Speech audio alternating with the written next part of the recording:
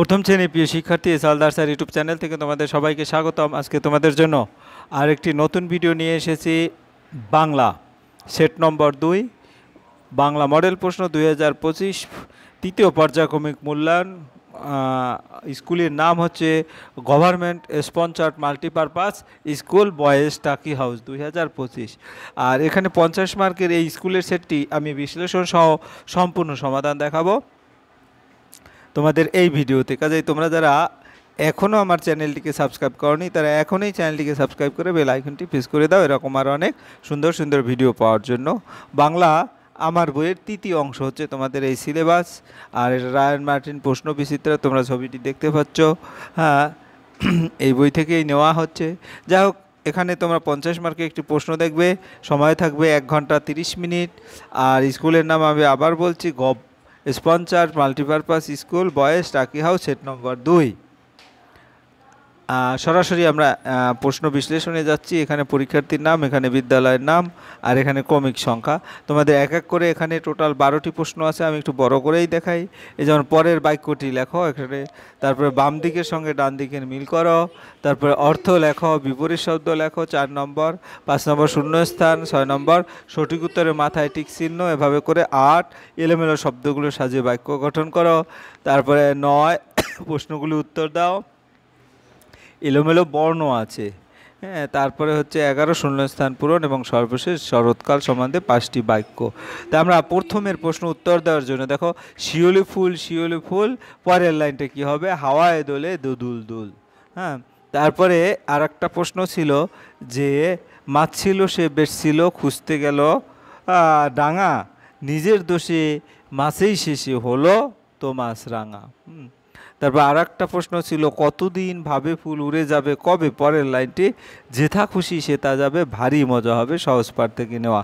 আমরা উত্তরটা দেখি, শিউলি ফুল হাওয়ায় দোলে দুল দুল, নিজের দোষে মাছেই শেষে, হ্যাঁ হলো তো মাছ রাঙা, কতদিন ভাবে ফুল উড়ে যাবে কবে, যেথা খুশি সেটা যাবে, ভারী মজা হবে। আমরা বইয়ে কোথায় আছে সেটাও দেখিয়ে দিয়েছি। এরপর আমরা 2 নম্বরের প্রশ্ন যাব। হ্যাঁ, 2 নম্বরের প্রশ্নের মধ্যে আমরা যদি একটু উত্তর দেওয়ার চেষ্টা করি তাহলে দেখব যে তোমার বাম দিকের সঙ্গে এসেছে শরৎ, হিমের পরশ। আচ্ছা, এই যে এসেছে শরৎ, এরপরে কিন্তু এই যে হিমের পরশ লেখা আছে। তারপরে কাল ছিল ডাল খালি, তো কাল ছিল ডাল খালি, আশ ফুলে যায় ভরে, ঠিক আছে। তাইলে আমরা বলবো, হ্যাঁ কাল ছিল ডাল খালি, আশ ফুলে যায় ভরে, গৌর এলো নৌকা করে, কাটা গাছে পেঁচা ডাকে। এরপর আমরা পরের প্রশ্ন দেখব। পরের প্রশ্ন হচ্ছে কি, অর্থ লেখো। মৌচাকের অর্থ মৌমাছির বাসা। কৌতুকের অর্থ ঠাট্টা বা মজা। ভোজ অর্থ কি, অনেকে মিলে যে ভোজন। তারপরে গগন অর্থ আকাশ। বিপরীত শব্দ লেখো, শীত, গ্রীষ্ম, আগায়, গোড়ায়, ভর্তি, খালি এবং যাওয়া আসা। এরপর আমরা চলে যাব পরের প্রশ্ন, 5 নম্বরের প্রশ্ন। এখানে দেখো শূন্যস্থান পূরণ করতে বলছে, ফুলকপি, তারপরে চিকচিক, তারপরে ভোরবেলা, তারপরে মাছ রাঙা, হ্যাঁ, তারপরে হব তো মাছ রাঙা, ঠিক আছে। এরপরে আমরা যদি দেখি 6 নম্বর, মেজো মাসি হাতি নাকি ঘোড়া চড়ে আসে? হাতি চড়ে আসে। পৈতের চিঠি পেয়ে মৈনী মাসি এলো, ঠিক আছে। তাহলে এখানে হাতি আর এখানে মৈনী মাসি। পেঁজা তুলার মতো মেঘ দেখা যায় শরৎকালে। তারপর ঘ নম্বর, নদীর ঘাটের কাছে নৌকো না জাহাজ বাঁধা আছে? নৌকো বাঁধা আছে। বাক্য রচনা, শীত দিয়ে যদি আমরা বাক্য রচনা করি, আমার প্রিয় রীতি শীত। নৌকো দিয়ে বাক্য রচনা, নদীতে নৌকো চলে। ফুল দিয়ে বাক্য রচনা, সবাই ফুল ভালোবাসে। মাঠ দিয়ে বাক্য রচনা, আমরা মাঠে খেলা করি। এবং পাখি দিয়ে বাক্য রচনা, আকাশে পাখি উড়ে। এরপরে গেছেন বাজারে দাদা, এলোমেলো শব্দগুলো সাজিয়ে বাক্য গঠন করো। তাহলে এখানে কি হবে? দাদা বাজারে গেছেন, হ্যাঁ। ক নম্বর হয়ে গেল। এরপর ছুটি কয়েকদিনের, এখন পড়াশুনোয়, আর এখন পড়াশুনোয় কয়েকদিনের ছুটি। তারপর গ নম্বর, পরে শেষে হিম শরতে, শরৎ শেষে হিম পরে। তলায় গাছের বসত স্কুল, গাছের তলায় স্কুল বসতো। তারপরে 9 নম্বর, এলোমেলো বর্ণগুলো সাজিয়ে শব্দ গঠন, হ্যাঁ। তাই এখানে ক নম্বর, পানকৌড়ি। খ নম্বর, পেঁয়াজ। গ নম্বর তোমার শালিক এবং ঘ নম্বর খরগোশ। এরপর 10 নম্বরের প্রশ্ন, পোষা গাধার পিঠের বোঝায় কি কি আছে? এরকম ধুতি, জামা, মোজা, শাড়ি, আরও কত কি। তারপরে চাপা গাছের ফাঁকে কি দেখা যায়? চাপা গাছের ফাঁকে বাঁকা চাঁদ দেখা যায়। তারপরে খোয়াই কাকে বলে? খোয়াই হলো এক ধরনের লালচে পাহাড়ের মতো দেখতে ছোট ছোট টিলার সমষ্টি, যা বাতাসে এবং জলের দ্বারা ক্ষয়প্রাপ্ত হয় তৈরি হয়। এরপর যদি আমি বলি যে ওখানে প্রশ্ন যেটা আছে সেই প্রশ্নের উত্তরে কিন্তু তোমার এই 59 পৃষ্ঠায় গাদা ছোলা খেতে ভালোবাসে, ওকে কিছু ছোলা খেতে দাও। যাই হোক, এবার নূর কার নাম? হ্যাঁ, নূর হচ্ছে নজরুল ইসলামের নাম। শৈল আজ কী খাবে? শৈল আজ খই দিয়ে দই মেখে খাবে। এরপরে 11 নম্বরের শূন্যস্থান, শরতের শেষে ড্যাশ হিমের পরে মৃগ তৃণভূমিতে চরে বেড়ায়। রবি থাকতো, এটা আমরা পরে দেখবো। সৌরদিদি ভাত নিয়ে বসে আছে, ওই যে আসে শচী সেন, রবি থাকতো কলকাতায়।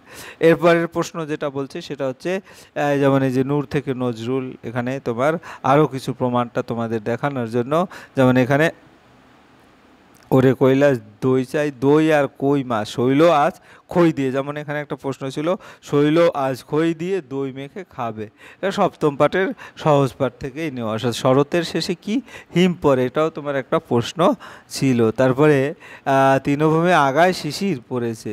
তারপরে দেখা গেছে কোথাও গৌরী তোমার এখানে ওটা তো পান, চলো এবার খেতে যাই, অর্থাৎ ওই যে জলে, যেখানে জলে মৌরলা মাছ খেরা, পৌষ মাসে যেতে হবে গৈহাটি। যাই হোক, এরকমের পর ষষ্ঠ যে পাঠটা সেটা ওই যে আসে কি তোমার শচী সেন, এখানে শূন্যস্থান পূরণের জন্য এটা। এরপরে শরৎকাল সম্পর্কে যে 5টি বাক্য, সেটা যদি আমরা এক এক করে দেখি, বর্ষাকালের পরে শরৎকাল আসে। একটি বাক্য, ভাদ্র আশ্বিন মাস শরৎকাল। দুটি বাক্য, এই মাসে আকাশ নীল ও পরিষ্কার থাকে এবং সাদা মেঘ ভেসে বেড়ায়। 3টা বাক্য। এবার 4, শরৎকাল আবহাওয়া মনোরম থাকে। 4টা বাক্য, এবং এই ঋতুতে দুর্গাপূজার মতো আনন্দ অনুষ্ঠান হয়। এটা হচ্ছে 5টা বাক্য। তোমাকে 5টা বাক্য লিখছে, এভাবে যদি তুমি 5টা বাক্য লিখে দিতে পারো, তাহলে দেখা যাচ্ছে তুমি সুন্দর করে সম্পূর্ণ নম্বর পেয়ে যাবে। যাই হোক, এতক্ষণ ধরে তোমরা যদি মনোযোগ সহকারে ভিডিওটি দেখো, তাহলে তোমাদের কিন্তু তৃতীয় ইউনিট টেস্টের প্রশ্ন প্যাটার্ন ক্লিয়ার হয়ে যাবে। এবং পরিশেষে বলবো, তোমরা যারা এখনও আমার চ্যানেলটিকে সাবস্ক্রাইব না করে আমার এই ভিডিও দেখেছো, প্লিজ প্লিজ প্লিজ চ্যানেলটিকে সাবস্ক্রাইব করে বেল আইকনটি প্রেস করে দাও। ভিডিওটি দেখার জন্য অসংখ্য ধন্যবাদ। ভিডিওটি ভালো লাগলে লাইক, কমেন্ট, শেয়ার করতে ভুলবে না। আজ এই পর্যন্তই, ধন্যবাদ সবাইকে।